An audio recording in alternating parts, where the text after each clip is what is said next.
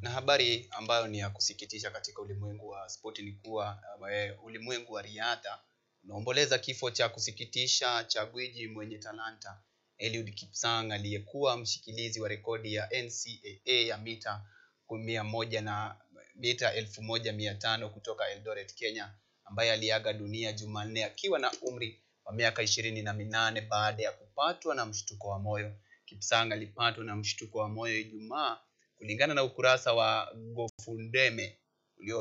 GoFundMe uliowekwa kusaidia kurudisha mwili wa Kipsang nyumbani na kushughulikia gharama za mazishi.